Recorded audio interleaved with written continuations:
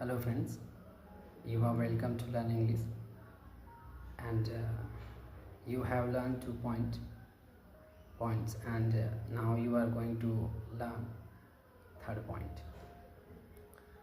आप पिछले समय से ये देख रहे हैं कि जिनको सुबह पढ़ना पसंद है उनको किन बातों का ध्यान रखना चाहिए, उनका आहार कैसा होना चाहिए, उन्हें क्या खाना चाहिए, इन सब पर बातें हो चुकी हैं। अगर आप देख रहे हैं लगातार तो अभी हम बात करने वाले हैं कि पढ़ाई के दौरान उन्हें क्या क्या करना चाहिए। तो यहाँ पर आप अपनी इंग्लिश इम्प्रूव करेंगे तो ध्यान से देखते रहिएगा।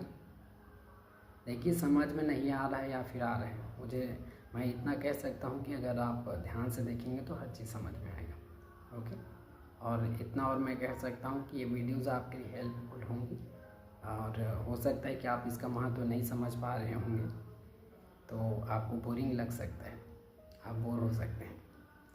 पर इतना मैं कहता हूँ कि जब ये सभी जो भी वीडियोस यहाँ पर बन रहे हैं, every videos will be helpful for you and also for me. That is why I am making videos about this. चलिए देखते हैं। व्हाइल स्टडिंग, पढ़ाई के दौरान टेक अ ब्रेक, विश्राम लीजिए और 5-10 मिनट, 5-10 मिनट का आप विश्राम लीजिए जब आप पढ़ाई करते हैं। एवरी 40-50 मिनट्स, मैंने कहा गया कि हर 40-50 मिनट में आप 5-10 मिनट का ब्रेक लीजिए जब आप पढ़ाई करते हैं। ओके, तो समझ में आ गया। आगे देखिए। सो दैट का मतलब होता है ताकि, द माइंड गेट्स रेस्ट, ताकि मन को विश्राम मिले। गेट का मतलब होता है पाना या फिर मिलना। गेट रेस्ट मतलब आराम मिलना, ताकि आपके माइंड को आराम मिले। And you do not feel tired, और आप थका हुआ महसूस ना करें। इसलिए आपको हर 40 से 50 मिनट का जो अंतराल होता है उसके बाद आपको 5-10 मिनट का ब्रेक लेना। यहाँ पर यही कहा गया। ओके, आगे देखिए। So let's, during the break, break के दौरान, और वहाँ पर वाइल स्टडिंग का मतलब क्या हुआ था, पढ़ाई के दौरान। तो यहाँ पर ड्यूरिंग द ब्रेक, ड्यूरिंग का मतलब होता है दौरान, तो ब्रेक के दौरान डू लाइट स्ट्रेचिंग। लाइट का मतलब होता है हल्का, स्ट्रेचिंग का मतलब होता है अपने हाथों को या फिर फैलाना, जिसे आप कह सकते हैं अंगड़ाई लेना।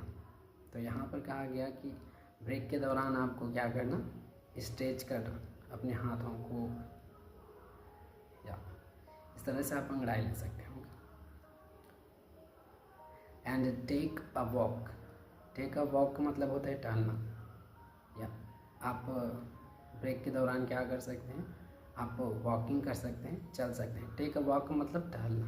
ओके, तो आप टहलें। और you can also relax by closing your eyes, या फिर आप कर सकते हैं क्या कि आप अपनी आँखों को क्लोज कर सकते हैं। You can also relax, relax मतलब होता है आराम देना, यानी आप अपनी आँखों को आराम दे सकते हैं। किस तरह से, बाय क्लोजिंग मतलब बंद करके। तो यहाँ पर यही लिखा कि जब आपका ब्रेक होता है 5-10 मिनट का, तो उसमें आपको क्या करना, आप स्ट्रेच कर सकते हैं अपने हाथों को, पैरों को आप फैला सकते हैं। दूसरा चीज़ यहाँ पर लिखा है कि आप टहल सकते हैं। तीसरा चीज़ यहाँ पर लिखा है कि आप अपने आँखों को बंद करके आप उन्हें आराम दे सकते हैं। तो इस तरह से आपको ब्रेक के दौरान करना, जो पढ़ाई करते हैं पढ़ाई के दौरान। ओके, अब चिल्ड्रन शुड एंश्योर, अब बच्चों को ये सुनिश्चित कर लेना चाहिए कि that the environment around them मतलब उनके चारों। ओके, उनके चारों ओर के जो वातावरण है, इन्वायरमेंट का मतलब होता है वातावरण, तो उनके चारों ओर के जो वातावरण है वो क्या होनी चाहिए, इन्वायरमेंट अराउंड देम इज़ काम। काम का मतलब होता है शांत, तो उनके चारों ओर का जो वातावरण है शांत भी होना चाहिए। जो लोग पढ़ाई करते हैं उनके लिए यहाँ पर कहा गया कि उनके चारों ओर का जो वातावरण है शांत माहौल का होना चाहिए। ओके, इसका एंड ऑर्गेनाइज्ड मतलब होता है व्यवस्थित भी होनी चाहिए। वाइल स्टडी पढ़ाई के दौरान, जब आप पढ़ाई करते हैं, जो लोग सुबह पढ़ाई करते हैं उनके लिए यहाँ पर कहा गया कि पढ़ाई के दौरान उनके जो चारों ओर का जो वातावरण है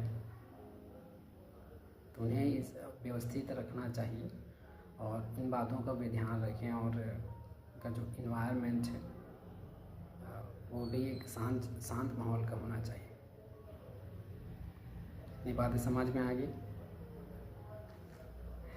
चलिए ठीक है, आप देखते रहिए। And study in proper light.